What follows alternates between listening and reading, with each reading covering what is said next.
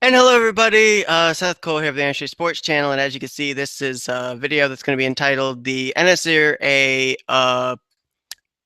Snickers Cup Series Pre-Show." And what's going to go on here is I'm going to be talking about stuff that's going to be happening that I'm going to be expecting, and basically a lot of the scenarios heading into this season finale for the Snickers Cup. I've already recorded, at this point, I have recorded Last of Us Late Series, which we already know is going to be, the championship is already running there. You know, it's going to go to Ty Dent. I've already run the Oreo Truck Series race and the Mobile Cup Series race. I already know who the champions are going to be. So I won't be talking about that because I don't want to spoil anything. But what this is going to be about is basically concentrating on the Snickers Cup Series, which is what I haven't yet done. And because I think it's important too to kind of give a little bit of a scenario of what's going to be going on, because of the fact that this is going to be an entirely different thing than what we've done before. We've had the chase system in since, I think, since season 3. I think we had a chase. I can actually look that up, find out. I don't know if we did a chase as early as season 2, but whichever the case, we've had the chase for a long time, but we've never actually done the chase like we've done this season. And of course, as you guys know, it's based off of how NASCAR has done their point system for here in 2004. I'm actually just going to quickly look here. Just bear with me. This isn't going to be extremely professional. I'm just going to let you know that. But just going to look real quickly here. Season 2. See if there was indeed a chase or not. There actually was. I don't think we had a chase in season 1. I'm pretty certain, but maybe we did. I mean, let me just quickly look. Oh, we did have a chase in season. Okay, so we actually have had chases ever since the NSRA started. All right, so that was not what I expected, but okay. So what's happened, for those of you that don't know, hold on one second. I'm just trying to see if I can, there we go. I wanted to just get the video posted over on Facebook too. That's what I wanted to do. That's why I've been kind of choppy on this, so just bear with me 1 second.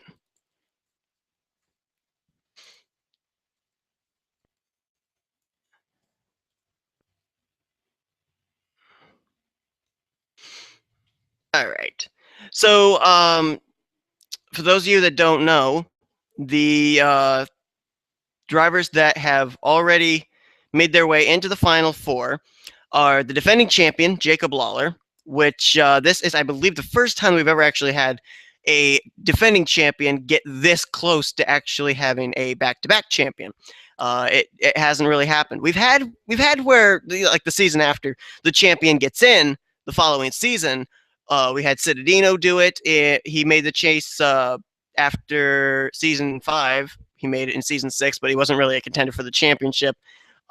We had, I think, Sean Henley after he won season 4. I think he made the season 5 chase. I'm trying to remember what other ones there were. Seems like I remember. No, I thought maybe Dougie Shears did it after season 1, but I guess not. But we've had that opportunity where there's been a possibility once the chase began of the defending champion making the chase. But by the time the chase began, they really never did much. And so this is the opportunity, the first really close opportunity we have, not only for a back-to-back champion, but also you got John Citadino that's in the mix. He's a former champion, won the championship back in season 5, had 6 wins in his rookie season, took the championship. He even won the season finale of that year. So you've got 2 chances for a former Snickers Cup Series champion, or in Lawler's case, the defending Snickers Cup Series champion, to actually become a 2-time Snickers Cup Series champ. Something that's never been done before, and in Lawler's case, it would be the first time it's ever been done, not only as a 2-time champ, but also as a back-to-back champ in both seasons 7 and 8. But then you got to throw in the wild cards there. You got Dillon and Levi McIntire. So what I'm going to do is I'm going to start off here first with analyzing all 4 of the competitors coming into the race and what I think their chances are. Now, I'm not controlling who's going to be winning the championship hunt. I have, as you know, for my races, because it's easier for me to get them out and everything, I'm able to get starting grids and points done before I record the races than just edit and it's all done. That's how I've been able to get races out at such a rapid pace. But I do it that way so that way I can get the races out and everything. I decided I'm not going to do that for the season finales. Even though I already knew Ty Dent was going to win the Last of Us Light Series championship, I actually did that race live too, because, you know, there's still a person that's going to win the season finale race. So basically what I did is I did them all live. I haven't done Snickers yet, but I will be doing that one live as well. So with that being said, this championship hunt and everything is not rigged. I can tell you guys honestly, okay, for those of you that wonder if my series is rigged, with like who makes what chases and everything, I actually, my system is basically a lot of the times when I run the races and then save the replays is times when I'm over out in the other in the kitchen having lunch. If I'm upstairs watching television, something like that, I'm not around seeing what's going on in the race. And as soon as the race is over, I save the export, I save the replay, I screenshot the finishing results, and that's it. And I basically, you know, then do the points, and then I usually don't remember who's actually won the race until I get around to recording it. So the races are not rigged. It's the game. So just for those of you that wanted to know, you know, is it all rigged and everything? No, it's not. I don't control who gets in. All I do is I do the points and everything. I mean, if you notice, if I wanted to rig it, I'd be giving out points penalties and stuff. I don't do that. I don't do that at all. As a matter of fact, I could tell you guys one thing that I did notice.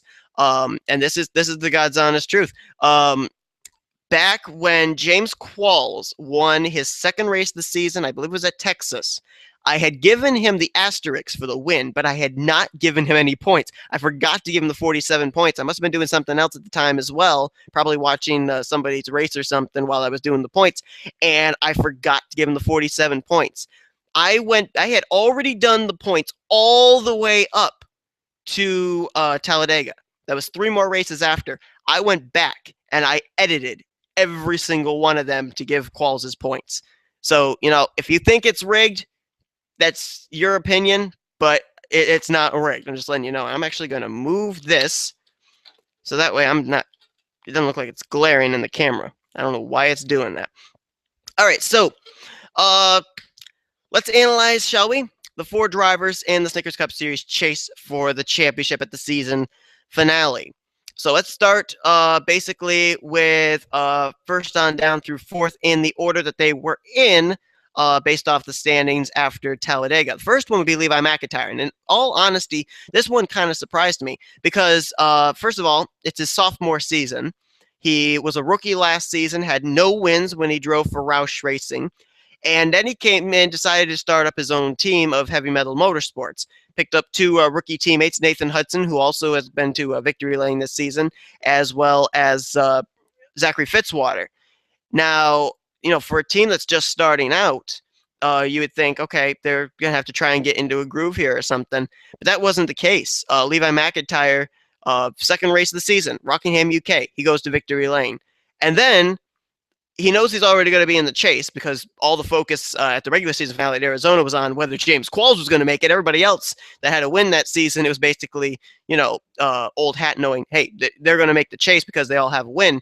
Then Levi McIntire comes out and he wins the regular season finale at Arizona, which put him up there, tied with, I believe it was Sean Galligan, for second in the points behind what was then 3-time winner Trent Dunham. So that then put him up into the forefront of the championship picture. He had a bit of a struggling contender round, and that was where he just barely got in. Remember when he just barely beat out James Qualls by 1 point, and then Qualls was eliminated. I believe that was at Indianapolis. So, you know, it was so close. And it's like that kind of seemed to, not in a bad way, but in a good way, scare Levi McIntire in the fact of, hey, we almost got eliminated here. And then he had, without a shadow of a doubt, he had the best eliminator round of any of the championship competitors. I mean, Lawler came on strong at the end. Cittadino came on strong at the end because those two ran up at the front all day long at Talladega. But Levi McIntyre, despite he had, I think it was a 28th, 29th place finish at Talladega, his finishes at both Texas and the following week at Thornton were absolutely unbelievable, and it helped him to have that cushion when he went into the not regular season finale. I meant to say the next to last race of the season at Talladega. Regardless of really where he finished, as long as he didn't finish dead last, he had an excellent shot of making the chase for the championship. But here's the big thing. For Levi McIntyre, we're heading to a track that, of course, none of these drivers have been at, except for they're going to be getting their experience in it in trucks. Let's see, I believe Citadino. I think the only one that's not in trucks that's in the championship hunt here for Snickers is Lawler. And the only one that's not in the hunt for the Snickers Cup Series championship that's not in mobile is Citadino. So Lawler's going to be missing one race, and Citadino's going to be missing one race in mobile and in Oreo. But all four of them are going to be there in Snickers. So they're going to at least be getting a little bit of a taste of what Arizona, that was really good, of what Armory is all about. So they'll utilize that probably in the Snickers Cup Series race. But like I said, we've never been to this track before. We ended up moving FTF to the All-Star race weekend so that way Armory could be the season finale, which I have to tell you, I'm going to tell you this right now. It's not really a spoiler. But if I had to choose between what I've seen for the racing for the championship at Armory as opposed to FTF, I'm really glad I made the change to Armory, because FTF, yeah, it was great racing. I'll admit, last year it was absolutely amazing. But you guys, I think, are going to like Armory even better in what kind of racing for the championship went on in Last of Us Light Series, Oreo Truck Series, and Mobile Cup Series. I can't say for Snickers right now. But so we got Levi McIntyre, never been to this track before. Neither have any of his other competitors, so that's at least the good thing for them. But as far as Levi McIntyre, I mean, he has a little bit of a restricted plate program, a little bit of a repertoire in it. He had a Mobile and Cup Series win at Talladega Superspeedway at the beginning of the season. And he also has pretty good numbers. However, Levi McIntyre is going up against three people who are former champions. Levi McIntyre has never won a championship. Pote ended up winning the Season 7 Oreo Truck Series Championship. Citadino, of course, winning the Season 5 Snickers Cup Series Championship, and Lawler, the defending Season 7 Snickers Cup Series champion. So McIntyre's in quite a bit of elite company right now. And the question is he going to be cracking under pressure as far as that's concerned? We're also going to have to take a look at his numbers in the Truck Series and Mobile Cup Series races that'll be coming up at Armory to see if he's been able to figure out how to finish well at that track. If he hasn't, that's going to be a little bit of an Achilles heel for him, I would think. And again, this track as well, something that we're going to have to keep an eye on too, is qualifying, because, this isn't Talladega, this isn't Daytona where you can work your way up through the front. This is a restricted plate track, but one thing about this track that I've noticed is it's not as much about speed as it is about being in the right line. I've seen the outside line and middle lines actually work, and the inside line actually get killed momentum if the car hits the apron. So bear that in mind. It could be very difficult to pass. And so therefore, do you want to be at the back of the pack when you start out, or do you want to be running up there at the front? That's something that we're going to have to take into account in the season finale race. Another thing about Levi McIntyre that we also have to keep in mind, too, is McIntyre, during the Eliminator round, he was dominating. He was very consistent. He had a huge points lead heading into Talladega Superspeedway. So he was able to kind of lay back a little, and he came away with about a 28th, 29th finish. Is that going to be a problem, though? Is that going to kill his momentum heading into the season finale? Heading into the season finale, he has absolutely no advantage whatsoever. He, Pote, Lawler, and Citadino are all tied up right now. They have 5,000 points apiece. Whoever finishes the best of those four at Armory, they're going to be the champion, regardless of what happens. So with that being said, was Levi McIntyre laying back a little bit too much at Talladega? Was he kind of falling back on that huge points lead that he had a little too much? And is that going to kill his momentum heading into the season finale?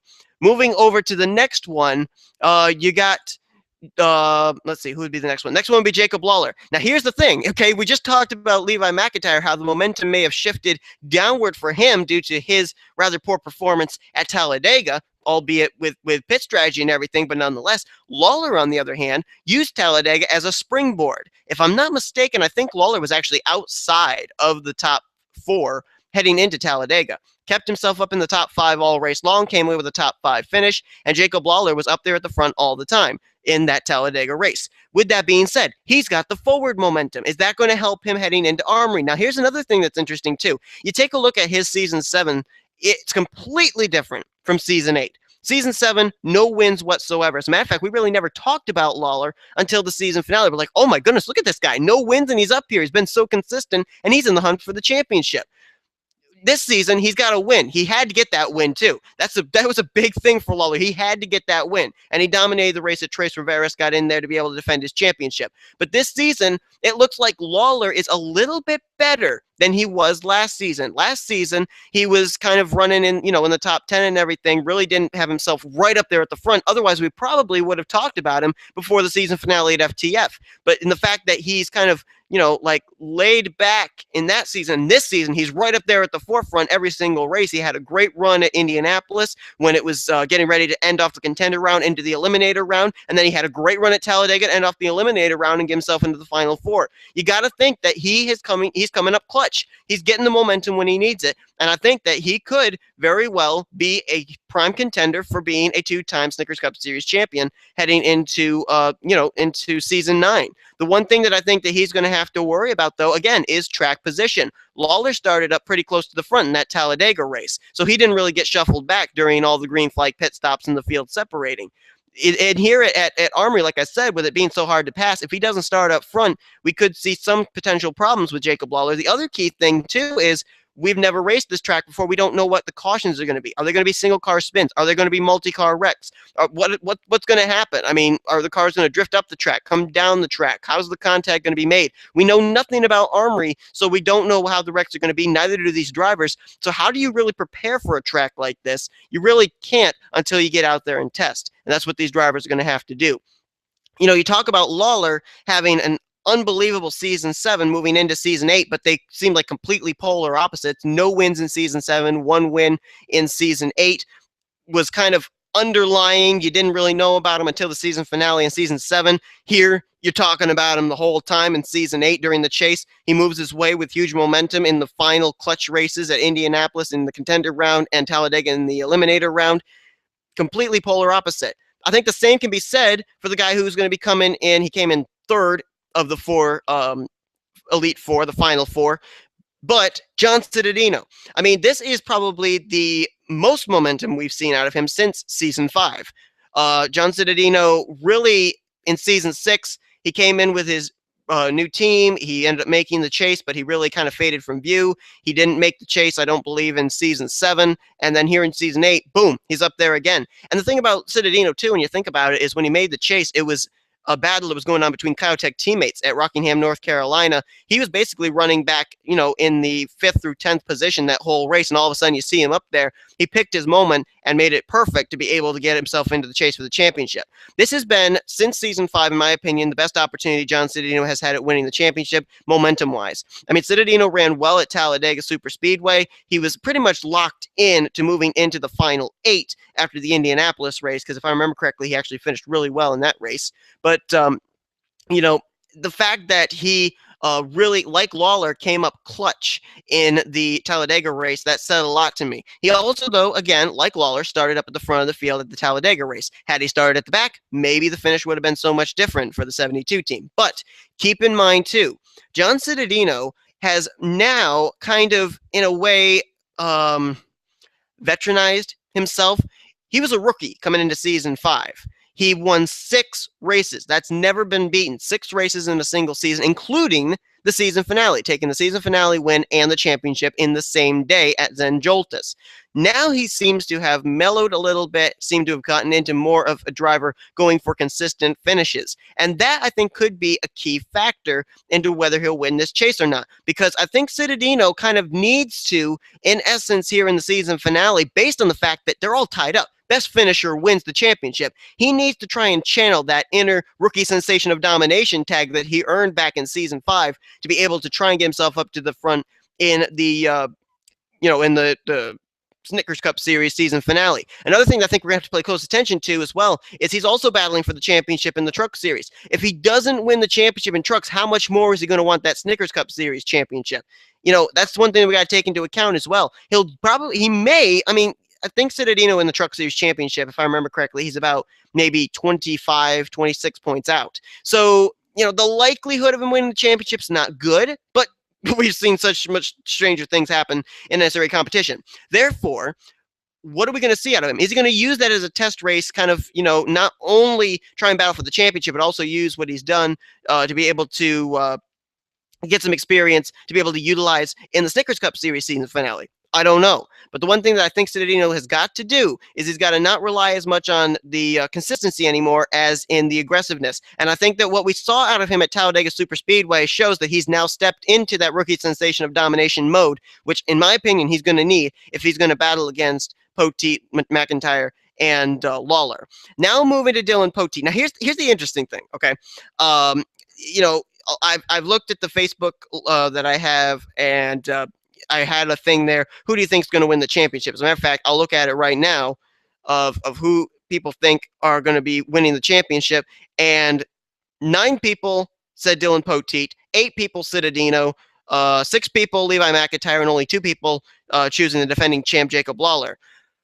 In my opinion, now this is just me, Dillon Poteet, to me, is the underdog of the 4 coming into this race, based on 3 things: wins, momentum, and luck. Dillon Poteet has not exactly had the best of luck in Snickers Cup Series competition. 2 chases that I can recall that he actually made back when he drove the 78 for Tweenix Racing were getting in via last chance qualifiers.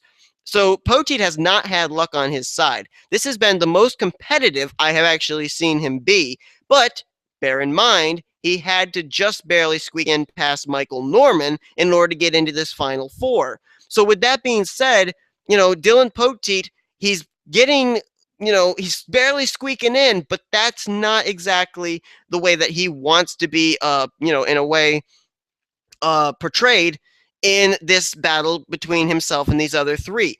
Poteet needs to come out dominant at Armory. He needs to qualify well. He needs to run up front. If we can see him do that, then Poteet's going to be making a case for himself.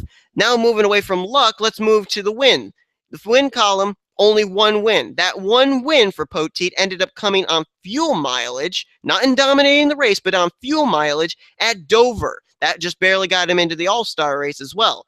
Bear in mind, fuel mileage race, that's a great win, but it's not a dominating car. John Cittadino's win, when he won back at North Carolina, when he got himself up from 5th all the way up to 1st, that was on a green flag run, showed he had a strong car. Jacob Lawler dominated the Tres Riveras race, led every single lap. And Levi McIntire came from out of nowhere at Rockingham, North Carolina, won that race, and then finishes it off with a 2nd win in the regular season finale at Arizona. Dillon Poteet's win, it was a win. It got him into the chase, but it wasn't a dominating performance. He needs to show that he can dominate a race in order to keep himself here in the championship picture when we get to Armory. He needs to qualify well, and he needs to run well. The third aspect, we covered luck, we've covered wins. The third aspect, in my opinion, with him being the underdog to me, is the fact that Dillon Poteet, as far as momentum. Now, I go back again to the fact that he just barely squeezed his way in to the Final 4 by passing Michael Norman. Poteet really just barely squeezed his way in as well into the contender round, too. It was very, very close. He almost ended up getting eliminated, just barely ended up passing, I think it was Makoto Iguchi, and taking that final transfer spot. So, there's 2 ways it can be interpreted, too. One, it could be interpreted as, oh boy, just barely lucky, just getting in. But it also could be interpreted as clutch. The only way, though, that it doesn't seem to be more on the clutch side is the fact that he wasn't up there at the front with the chance of winning the race. He kind of got in with a 15th place finish or just inside the top 20. That's what kind of makes me wonder, is Poteet going to be a champion material driver at Armory? But then again, Dillon Poteet has been one full of surprises, and he could end up very well coming into the championship picture right at the forefront by the time the green flag waves and we get the season finale at Armory underway. I'm just going to let you guys know as well, if you want to be a part of this and give your opinion, I am going to be, once I finish up with my segment, I'm going to be allowing you guys to be able to come in if you want. You can message me on Facebook and I'll shoot you the link to this stream and you can join. So yeah, just personal message me on Facebook too, so that way I can send it to you. I don't want to post the being able to join link in the Facebook chat. Anyway, so we got Armory, and this is a track that I've done some testing at as well. And this track, like I said, let me give you some aspects of Armory of what I've seen that you're going to be able to expect. At this particular track, it is a restrictor plate track. It's a super speedway. But one thing I've noticed is it does vary from other super speedway tracks in a couple of ways. One is this is actually a track that can hold them 5 wide, which, you know, for a season finale, that's one thing that you definitely want to have. For a second thing, it almost looks like there is a possibility for outside and middle lines to actually move as well. The inside line, one thing I have noticed is that with the way that the track is banked, the track has a lot more of a curvature banking on the inside than it does on the outside. And I've seen with drivers trying to go on that inside line, they almost have the car slide out from under them and they get down on the apron. And that could be a huge thing as well. A third thing that I've also noticed is that these drivers, a lot of times when they split into that 5 wide situation, a lot of times there's a rumble strip. There's like 2 rumble strips up on turns 1 and 2 and 3 and 4. And if you hit that, it kills your momentum. So that's going to be a key factor as well. One thing I'm going to let you guys know as well, too, is I am not counting in pit stops for this. There will not be pit stops that will take place. You know, it's definitely not going to happen. I don't want to have the field spread out with green flag pit stops and everything. I want everybody there all clustered together that are in the hunt for the championship. Second thing about it is, like you guys know, they're going to be run live, so I don't have a clue who the champion is. I have run, as I said, I have run Last of Us Light Series, Oreo Truck Series, and Mobile One Cup Series races. Those will be up this week, and then I'm going to be doing the Snickers Cup Series as well. I'm kind of waiting for one last thing so I can make a special intro for it. But aside from that, you know, that's basically all you need to know. I will tell you one thing. I'm going to tell you one thing. If you don't watch any other race of the 3 that I recorded today, watch the Mobile One Cup Series race, because I was literally yelling my head off. I'm surprised I'm able to talk during the stream right now because my throat's so sore. Okay, so I think I basically covered everything. So we're actually going to get your guys' opinion on what you think you're going to be expecting in the season finale. And I got a couple of people that are wanting to join in here, and we'll be bringing them in just a moment. And we'll find out what they think about what to expect for the season finale and who they think may be the top gun of the 4 to take the championship. One thing that I'm also going to tell you guys while I'm waiting, season 9, stuff's in the works. For Mobile One Cup Series, Levi McIntire has actually posted on the Facebook page what he's going to have for his list of drivers of cars that he's going to be having in the signups. Those will be taking place at some time. We'll be sure and let you guys know when. I'm still in the works of trying to get in touch with McCurry. I'll probably talk to him tonight. We'll get the Oreo Truck Series stuff all settled out. And one thing that I also should tell you guys too, for Snickers Cup Series, I've almost got all the custom rides painted. I think I have 2 more left to paint. I believe Ryan Acosta's is one, and I can't remember who the other one is. I got a couple of rides that I do have to get from people that are painting their own. I believe Dillon Poteet is painting Steven Gonzalez's. I got to get that. I got to get a number 11 for Retro Motorsports that Brendan Berg is painting. I also got to get Robert Piet's number 195 that he's doing. So that's one thing that I'm going to have to get. I'm not painting them. Someone else, other people are. But there are going to be 2 more spots that are still available. There's one spot, which if I look right now, I think I can tell you. Okay, I got to go searching for it, as Dylan Young has joined.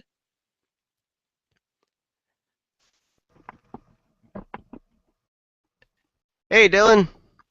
Hey, what's going on? I'm just trying to quickly find out where that final spot in Snickers Cup, that final spot, who it is that's, or not who it is, but what division that final sign-up spot is. Oh, for Uh, Missouri? yeah, for season 9, because there's Yeah. only two more spots I think that are going to be left. One is the 11 for Retro Enterprises. They're still trying to find a driver for that. And let me look here real quickly. I think it's one spot in Division 3. Yep, it is. Because Hmm. Noah Hart took a spot in Division 1. So there are basically only two more rides left for Snickers Cup. The 11 for Retro Enterprises, and then whatever triple digit custom ride. But let's get down to Triple business digits here. in this. Oh boy. Yeah, we're gonna actually have a pie car. Noah Hart is gonna be driving the 3.14 next season. So Oh my. I don't know. He messaged me with it When we yesterday. first introduced Audi, we thought the world was going to end. Now we're bringing in pi numbered cars. Oh jeez. Yep, The lots of world's triple coming to digit an cars. end. But anyway, Oh I'll man. actually Why post has there out not been a WWE Network car for $9.99? For the love of because God. Ty doesn't want one. But I will How dare post you, out Ty? Shame on you. but I will post out a video of once I get all the rides that other people are painting, and once I finish painting mine and everything, I'll Hmm. actually post out videos so people can see what their rides are going to be for next season and Yeah. everything for the divisions. By the way, I want to make a quick note too. Stuff you mentioned about Armory Digital's finale. I'm actually having that weekend. I just had the Outback race for it last night, and I'm having the Cup race up in a little bit. So Yeah, how ironic is that? completely aside from the You fact, know, but I'm it's finally caught back up on Dillon Young's races, and I'm going to be catching up on some other about people. time. And then now you got to go two more. Yeah, two You're more, and almost there. I got to catch up on Sanford's races and Qualls races too. I'll probably do that this afternoon. Mm, the catch-up game, boy, that's Yep. fun. But I'll make a quick note about Armory is that Armory, you're right. It does have a little bit where the outside and the middle line can get a little bit of advantage. I've noticed it in the Outback race, but it happens very rarely in the Cup race though. For some reason, it really doesn't get much of a push, but it gets a little bit though. The inside line though is normally the preferred line though, from what I've noticed. And a big part of it too is like the inside line. You need to have a drafting partner there, and I've actually seen it. It's weird. Armory kind of is rather peculiar in how it works with the draft. I could tell you in the Mobile One Cup Series race, um, one driver made a move for the lead, and there was a car 2 car lengths behind him that draft helped propel the car on the low side to the front. Go figure. That doesn't seem like a typical drafting move, but it worked. So, with Yeah, that it's a being very said, unique check. Very unique. yeah.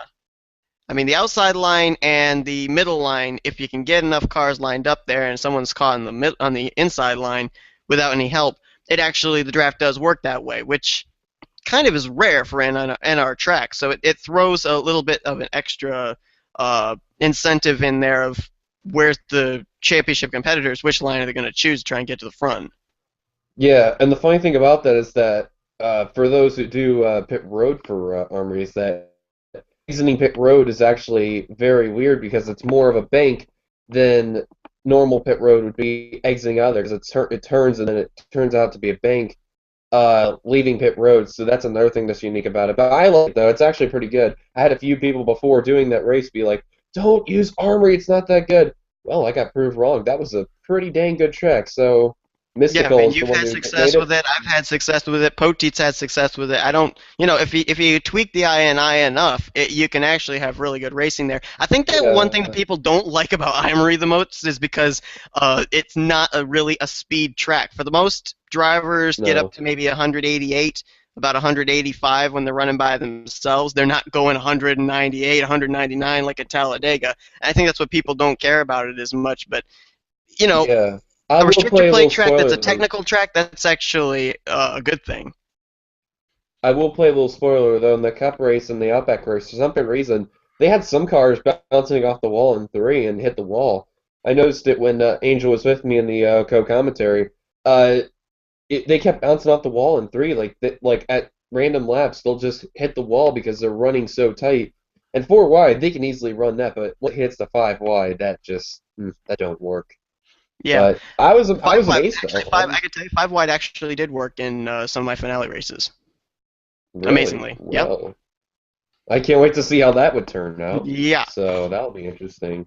So anyway, Oh this boy. is the first time that we use this chase system in Snickers Cup. All four of the final four, McIntire, Poteet, Lawler, and Cittadino, all tied up with 5,000 points apiece. Whoever wins the race, or whoever finishes best in the race, I should say, wins the championship. I've already seen you've actually voted over on the Facebook poll. Who is the guy that you're looking at to be able to take that championship in the finale, and why? I'm honestly looking at Levi McIntire. I really do. Honestly, though, I think a lot of people really would say Poti. Obviously, he's been a fan favorite for a bunch of time. Or honestly, say Cittadino. He's been a guy in the past that really can just be a big, big threat to a championship. Or even Lawler, because he won last season. He can go back to back, make NNSCRA history. But to me, I'm honestly looking at the guy who's got very little experience in the NCAA, Levi McIntire. He's been showing himself very, very well, and he's been in NR for not too long, and he's shown a very good statement of why he deserves to stay. And I'm very impressed with Levi. He's done very, very well. I would not be surprised if he wins the championship. Well, I'm actually gonna, at the moment, I'm gonna bring up the finishing results from the Talladega race, the next to last race of the season. You mentioned Levi McIntyre, and one thing that I covered before you came in was momentum heading into the season finale at Armory. Now, we Jacob Lawler, John Cittadino, they basically stayed up inside the top five of the Talladega running order just about the entire race.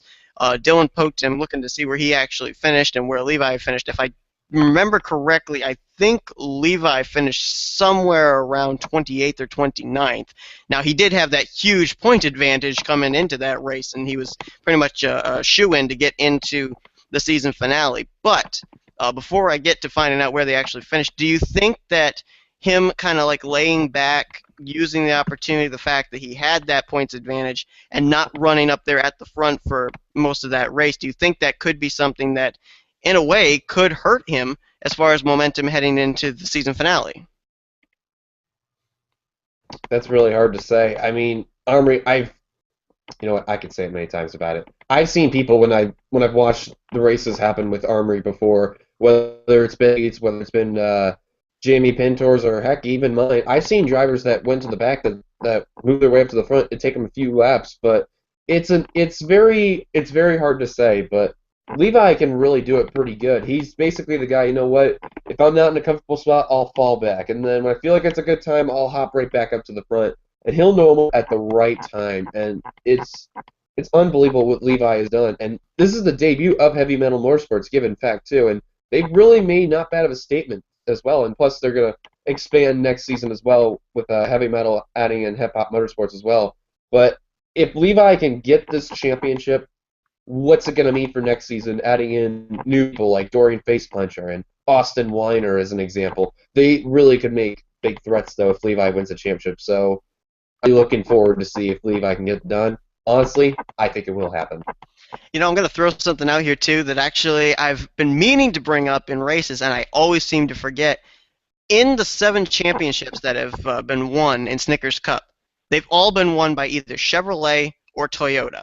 Ford, Dodge, those manufacturers have never won a championship. Now, we got a Camaro in Lawler, so that would still be Chevy, and we got SS's in Cittadino and Poteet. The only Ford in the Final Four is Levi McIntyre. So there's not only Levi McIntyre in his sophomore season trying to win the championship, also in a brand new team that he's just formed, but you've also got the opportunity for a manufacturer other than Chevy and Toyota to win a Snickers Cup Series championship.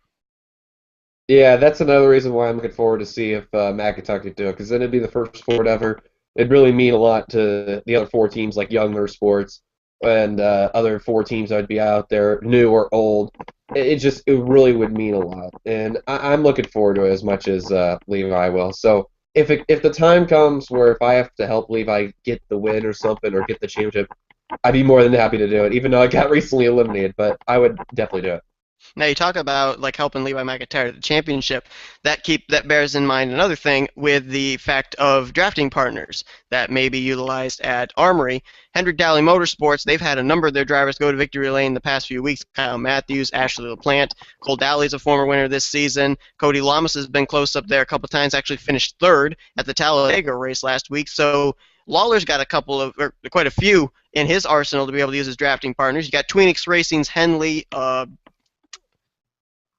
just went blank. Danny Wells Good and fail. Dillon Pussy. well, yeah, but his teammates Henley, Danny Wells. Looking through the running order here, see if I can find out who it was. Boy, I can't believe I just completely blanked out It's there. it's the McLeod, team that's that who you it is. formed. It's Yeah. the team that you formed. Come on Well, now. Okay, so James McLeod. So he's got those three guys from Twinks Ugh. Racing he can utilize. You got Levi McIntire, who'll be able to utilize his two rookie teammates, Zachary Fitzwater and Nathan Hudson. But you got John Cittadino, single car team. Now he'll be expanding it next season. He's got Corey Williams, Luis Hernandez, Andreas Allen, who are going to be on his team. But this season, he's one team by himself, one driver team. What do you do if you're Cittadino to try and, coax drivers to say, hey, work with me in the season finale, knowing that you don't have any teammates? I'd honestly find those teammates that you had last season. Look who he had last season as teammates. He had Trent Dunham, a well-known veteran that's been in the NCAA, and a champion former as well. I'd look at also, like, people who were just former teammates to really help you out. Or better yet, find the guys in the SS that are like, hey, if you want to help me win this championship, you got to follow me. The only ones that really can't help him, though, as a teammate that can't, or, well, not as a teammate, but, like, can't help Cittadino is Twinks, because they're going to be helping Poti. I honestly could see the other regular Chevy SSs working together to help, whether it's Cittadino or if it's Dillon Poti, working each other. But I honestly will see more of the Fords working together because they're the only one that's in the championship. So it's really hard to say. Yeah, and an interesting thing, too, is heading into the season finale. You got drivers that haven't gone to victory lane yet this season. How much more likely do you think they're going to be to want to work with the teammate, work with a chaser that's battling for the championship if it comes down between them and that driver that they're trying to help win the championship in the final few stages? I mean, you got to remember these drivers are trying to clinch themselves spots into next year's All-Star race too with wins. I mean, where is the precipice of the alliance between the chaser and the non-chaser? It's pretty tough. And I'll tell you one thing, though. 9 chase races we've been in, 9 different winners, none of them have been chasers. That's been the shocking thing to a lot of the NNSCRA drivers. I honestly see him, though. You mentioned about Cody Lamas, the only other Hendrick Dowley Motorsports driver that hasn't won yet of the team. How weird would it be and funny that Lamas would finally get a win, that precious 48 of his that he's been long dreaming about in the NNSCRA. Other drivers, I'm just going to name off a few. William Duncan, uh, Zachary Fitzwater, even Nathan Hudson. You can just go on and on. But Hudson's gonna win. But the point I'm saying though is that I think it's more of a pressure for non-chasers to really get in there and get the win. Oh my God, the sheet Oh mass is my. here. Yeah, it is. What a good interruption. Where's Eric Rowan when you need him? Oh Oh boy. jeez. Yeah. What was I going to say after I lost that train of thought? Yeah, but I I don't think know. for non-chasers, though, it's going to be more pressure to them, though. It's the final race of the season. It's the last chance to lock it out. The more pressure I see of a non-chaser trying to finish it out with a bang, honestly, it's Jake Rogers. It's his final NSCRA start. And honestly, you could say the same thing for Ralph Mason. It's their final starts. They're going to try to end out with a bang. They're going to be racing their hardest out. And if they crash out, you know what? They probably raced the hardest that they did, and what can you do? So You know, that's what I honestly have to say. I think the best scenario that could happen for a chaser is you are behind a driver that you're trying to push to the win. Because, like we said, the highest finishing chaser of those four in that race is going to win the championship. So, I don't think that any of those final four would be disappointed with a second place finish. I think they'd be more than happy to push somebody to a win. So, in that case, there could be negotiating going on there. Hey, if you let me work with you, if you help me get to the front, we can get to the front together, and then I'll push you to the victory. Yeah, I guarantee you, after that Talladega race, I guarantee you those championship four were like, hey, listen, you got to work together with me. I will help you out. Just help me win that championship. I will push you to the front to the win. They're making crazy strategies like you wouldn't even believe. The only question I have though is that because the Chevys and Fords and are basically in the championship hunt. What's it going to mean for the other manufacturers? Audi, Mitsubishi, BMW, Toyota. I mean, what's in stake for those? I mean, who are they going to help if possible? I mean, no one knows with those manufacturers. The only one they know is Ford's working together, obviously, with McIntyre. Camaros are working with each other to help Lawler.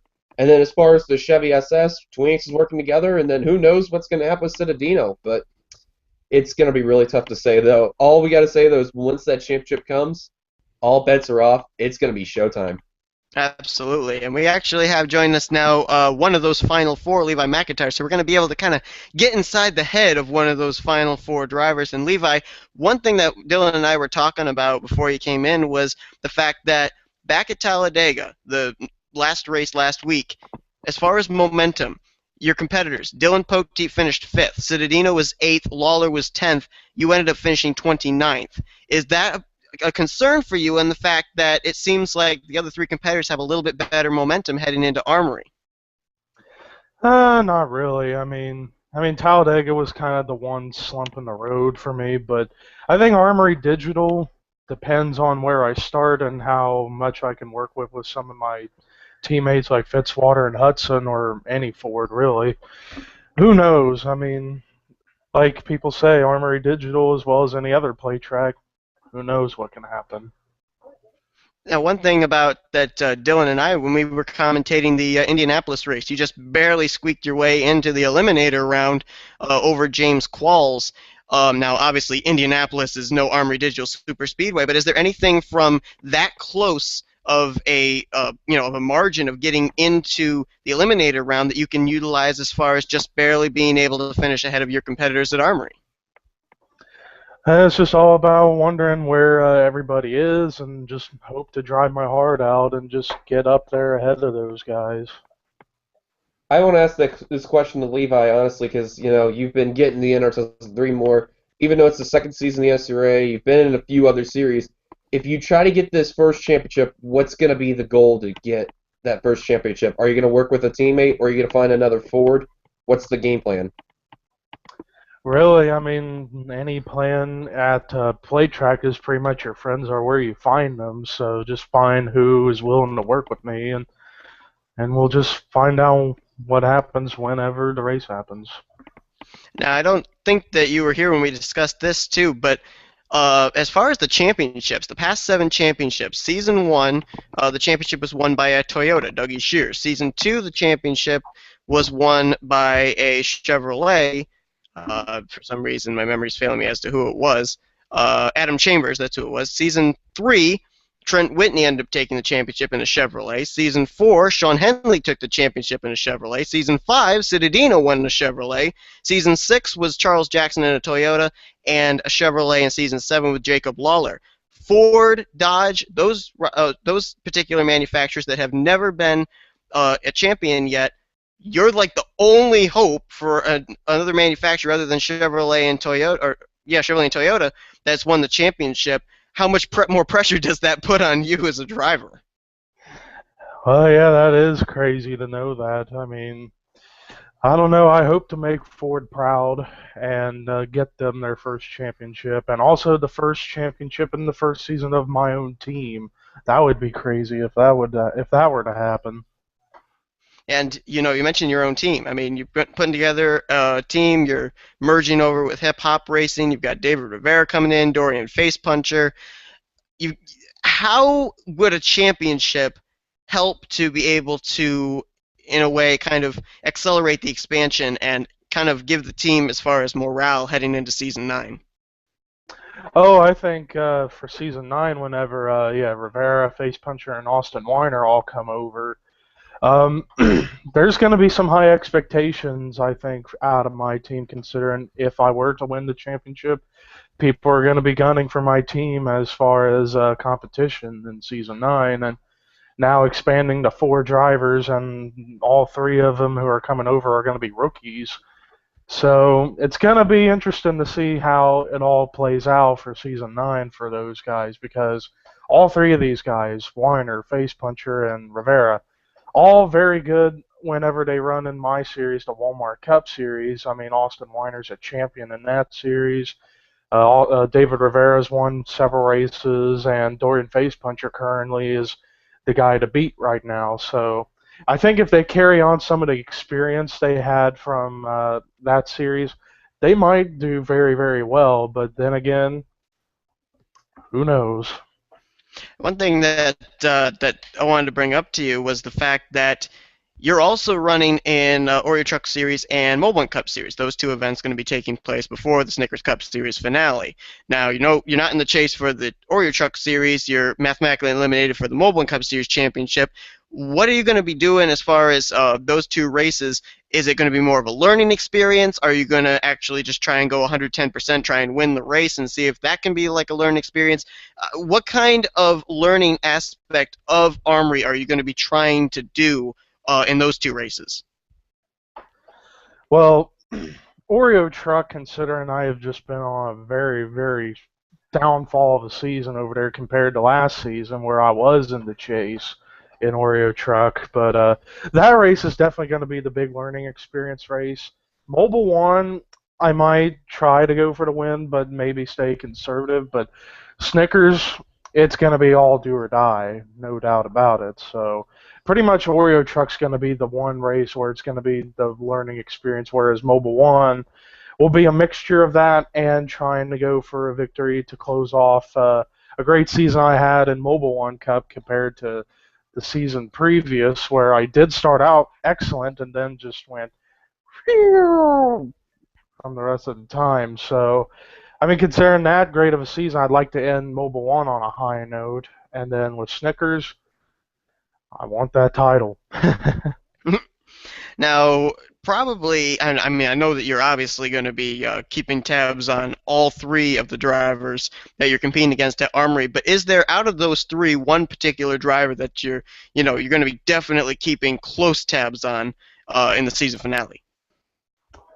Hands down, Dillon Poteet. I mean, I've seen how Poteet runs in every series he runs in, whether it's in the NNSCRA or other series out there.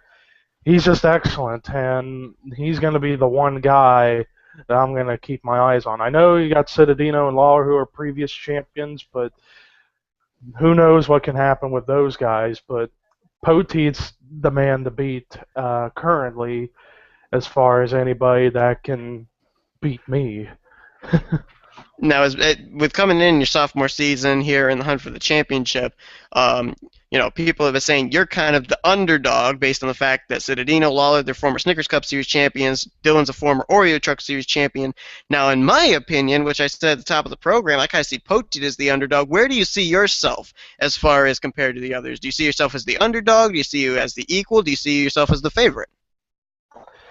I kind of see myself as the unbelievable underdog because, yeah, this is only my second season here, and considering how most of my regular season went, aside from winning a race or two, yeah, it didn't do that great. And then in the chase, I just barely sneaked into the Elite Eight, like you said. So I've kind of been having a luck streak almost, and I really want to prove those critics who felt that I'm not really deserving of this spot, prove them wrong, and actually raise my heart out. But next season is going to be the season for me as far as proving to the critics out there that, hey, I can be an elite driver here in this series. I really can.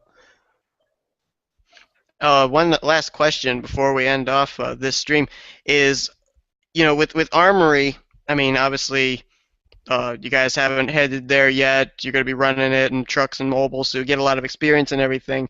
But just from what you've heard, based on this track, what do you think the mindset going in is? Are you going to be like laying back, waiting for a possible wreck to happen, or do you think that it may be a restrictor plate track, one of those rare ones where track position could be a key factor in like where you qualify, maybe up at the front in case a wreck happens, or in the middle of the pack to work your way to the front? I mean, do you see this as a track like that, or do you think it's going to be a track basically like Talladega, like Daytona, where it's a crapshoot? Wherever you start, you just hope it's the lucky spot? Kind of a mixture of both. I mean, with any play track, you're always afraid to see the big one happen, no doubt about it.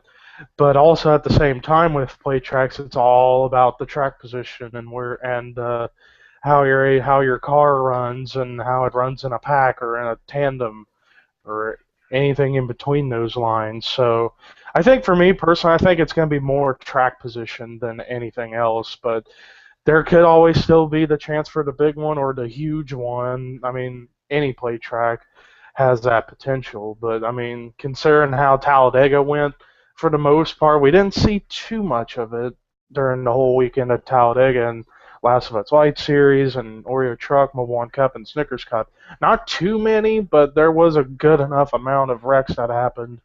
So I mean, it's just like any other plate track. It's unpredictable as all hell. So you never know. All hell could break loose. Hell could freeze over. Who knows? All right, so that's going to conclude the Snickers Cup Series finale pre-show.